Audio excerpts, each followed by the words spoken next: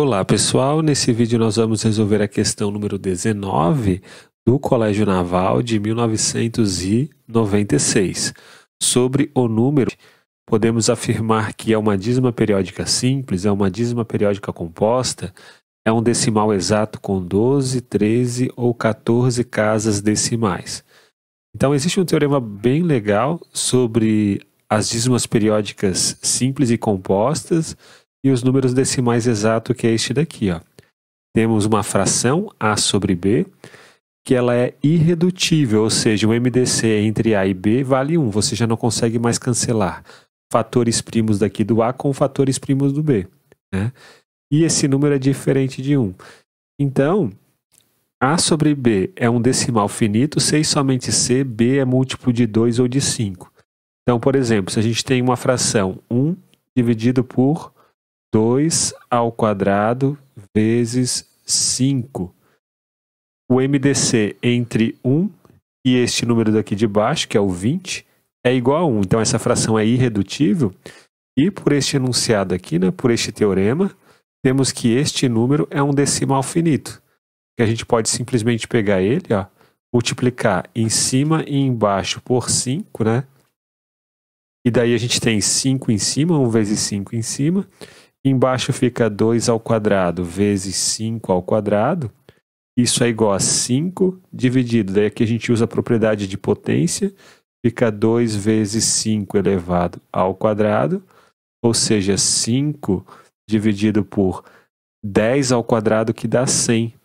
Isso daqui é 0,05. Então, quando nós temos uma fração em que o MDC entre o denominador, né, o numerador e o denominador é igual a 1, e este número daqui que está no denominador, ele é múltiplo de 2 ou de 5 apenas, então o número em si, ele é um decimal finito, né? Vou colocar mais um exemplo aqui, ó, 1 sobre 2 ao cubo. Esse número daqui é um decimal finito, né? A gente pode pensar o seguinte, né? A gente pode pegar esse número e multiplicar em cima e embaixo por 5 ao cubo, e daí fica 5 ao cubo em cima, dividido por 2 vezes 5 ao cubo embaixo. Daí fica 5 ao cubo em cima, dividido por 10 ao cubo, né? 10 ao cubo é 1000. O 5 ao cubo é 125, fica 125 dividido por 1000. Isso daqui dá 0,125. Então, perceba que quando a gente consegue escrever o número de baixo como uma potência de 10, né, esse expoente aqui vai ser justamente o número de casas decimais que esse número possui após a vírgula. No caso aqui, ó, nós pegamos este número, né, convertemos ele para 5 dividido por 100. Como o 100 é 10 ao quadrado, então o expoente é 2, então esse número 1 dividido por 20, ele tem 2 casas após a vírgula. O número 1 dividido por 8, a gente fez o mesmo procedimento, multiplicamos agora em cima e embaixo, né, por 5 ao cubo, e daí nós obtemos aqui no denominador uma potência de 10, que é o 10 ao cubo. E esse expoente 3 do 10 ao cubo, ele é um indicador de que o número em si, né, o 1 dividido por 8, ele possui 3 casas decimais após a vírgula. E o que nos diz ali, ó, o item, esse segundo item? Se a gente tem uma fração irredutível e o denominador, né, ele não é múltiplo de 2 nem de 5, então quer dizer que essa fração é uma dízima periódica simples. Então a gente pode colocar como exemplo essa dízima periódica bastante conhecida, né, 1 dividido por 3. O 3 ele não é múltiplo nem de 2 nem de 5, essa fração aqui é uma fração irredutível. Por exemplo, 1 sobre 3 vezes 7 vezes 11. Isso aqui também é uma fração irredutível e é uma dízima periódica simples. Este número daqui, 1 dividido por 3 vezes... Se a gente colocar um 2 ou um 5 aqui, já não vai ser. Então, se a gente colocar 3 ao quadrado, por exemplo, vezes 11. Isso daqui é uma dízima periódica simples e assim por diante. Agora, se nós tivermos um número 5 ou 2 no denominador, e além do 5 ou 2, um outro fator primo que é diferente do 5 e do 2, então vai ser uma dízima periódica composta pelo terceiro item, né? Vamos colocar aqui alguns exemplos. 1 dividido por 2 vezes 5 vezes 3. Isso aqui é uma dízima periódica composta.